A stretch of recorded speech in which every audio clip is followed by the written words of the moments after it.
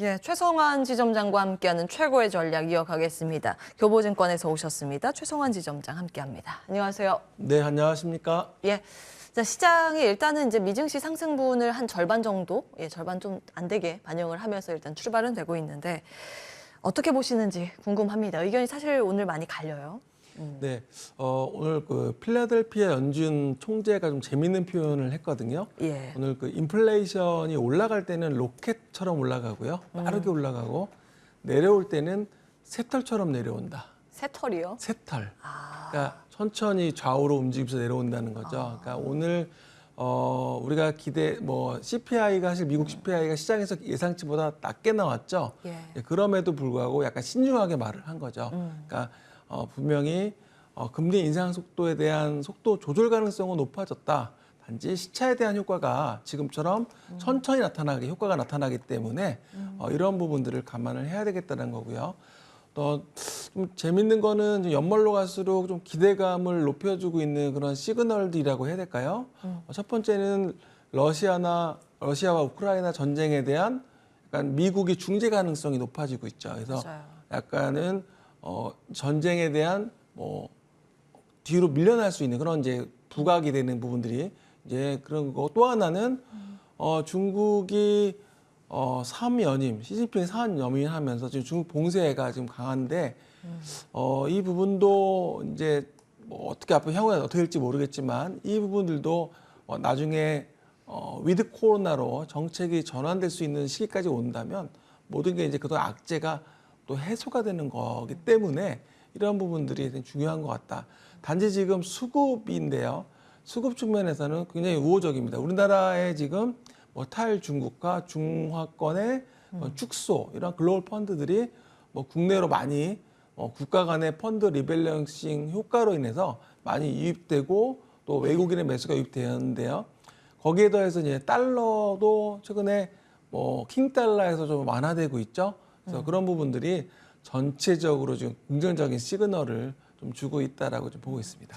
사실은 최근 들어서 우리 시장이 미증시보다 조금 더 괜찮았잖아요. 그 가지 뒷받침한 두 가지 정도 포인트를 보자면 환율 고점론을 보고 외국인이 이제 환차 이익을 노리고 베팅했을 가능성이 한 가지가 있고 차이나 자금 빼고 그걸 리밸런싱하는 과정에서 인도도 사고 다른 데도 사겠지만 한국도 조금 산다 이런 논리였는데 어떻게 보세요? 앞으로도 오늘 하루 하고 우리가 이제 장사 접을 건 아니기 때문에 앞으로 이제 긴 관점으로 본다면 우리 시장이 조금 더 탄력적으로 움직일 가능성이 있다고 보시는지 어떻게 진단을 하시는지 궁금합니다. 맞습니다. 이게 좀 연말이다 보니까 이 증권사들이 지금 내년에 대한 전망을 계속 내놓고 있습니다. 지금 2023년 시장에 대한 전망 굉장히 궁금할 것 같아요. 그리고 올해 연말도 마찬가지겠지만, 근데 내년 증시에 대한 전반적인 시장이 약간은 보수적입니다.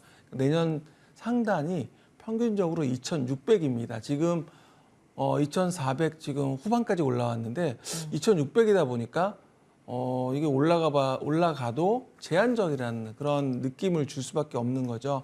그리고 하방은 2,000선입니다. 지난번에 2,100선까지 갔었죠. 그게 이제 PBR 기준으로 0.8배가 과거에 보면 저점 구간이었다라고 아마 이 시간 통해서 많은 분들이 이야기를 했을 것 같고요. 이제 중요한 거는 2,000에서 2,600포인트인데 이런 금리가 인상되면서 경기 침체에 대한 부분은 내년 상반기에 본격 반영될 것 같아요. 그래서 이런 부분들이 이제 수치로 어느 정도 나오게 될 것 같은데 이제 그렇게 된다라고 한다면 내년 시장은 상저하고라는 그런 전망이 좀 더 우세합니다. 그래서 상반기에 저점을 확인하고 이제 하반기에 상승에 대한 그런 목표인데요.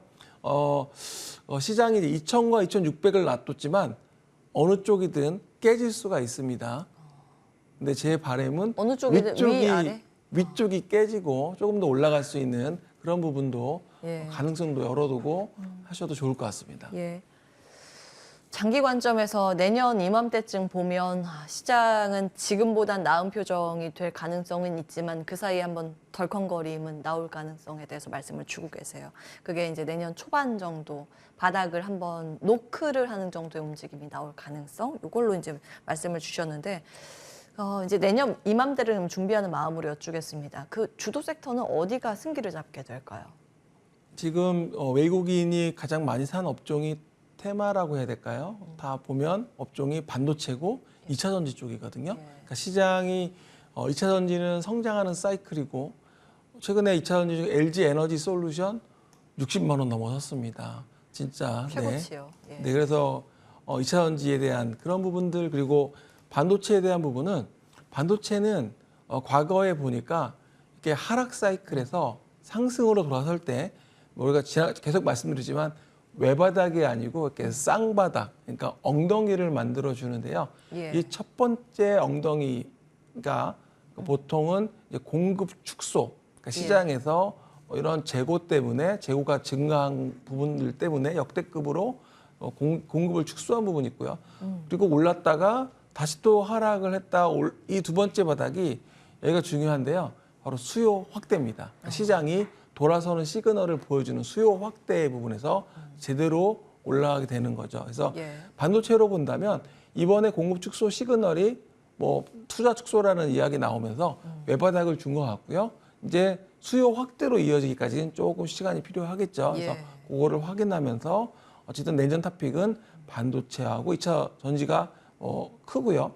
그리고 말씀드렸던 그 러시아 우크라이나 관련해서 우크라이나 재건 관련주나 건설이나 조선, 철강 이쪽이 포함되어 있고 중국의 위드 코로나가 되게 되면 경제 활성화 정책으로 뭐 리오프닝 관련주라든지 이런 쪽이 있는데 뭐 방산이나 원전 테마는 뭐 올해도 이슈가 됐었지만 내년에도 방산하고 테마는 계속 방산하고 원전 테마는 계속 이슈가 될 것으로 보여집니다. 여기에 조금 재밌는 건 미디어 엔터랑 컨텐츠 부분인데요. 미디어 엔터 컨텐츠가 올해 오징어 게임으로 굉장히 히트를 쳤고 또 우영우 변호사라는 드라마를 통해서도 그 관련 기업이 부각이 됐었고 하는데요.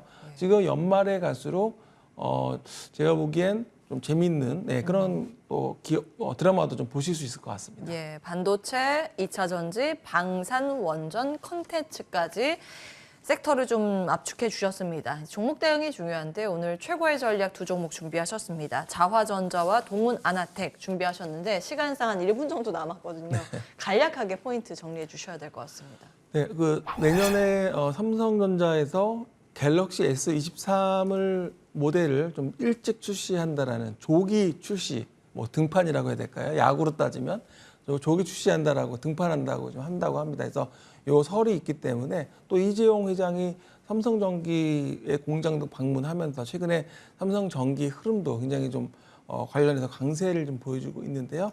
자화전자는 삼성전자 갤럭시뿐만 아니라 내년에 애플로도 지금 공급 물량이 대거 좀 증가할 것으로 보여집니다. 그래서 내년 전망이 매출액이 4,500억에 영업이익도 300억 원을 돌파할 것이다. 이런 전망이 나오고 있거든요. 그래서 자화전자는 이런 카메라 모듈 쪽 관련된 쪽에 관심을 좀 보셔도 좋을 것 같고요. 동훈 아나텍도 역시 뭐 OIS, 뭐 오토포커싱, AF, 그러니까 손떨림 방지라든지 뭐 이런 오토포커싱 관련해서 역시 또 중화권에 대한 삼성에 대한 이쪽에 대한 공급 네트워크를 가지고 있기 때문에 두 개의 기업 모두 관심 있게 보셔도 좋을 것 같습니다. 예.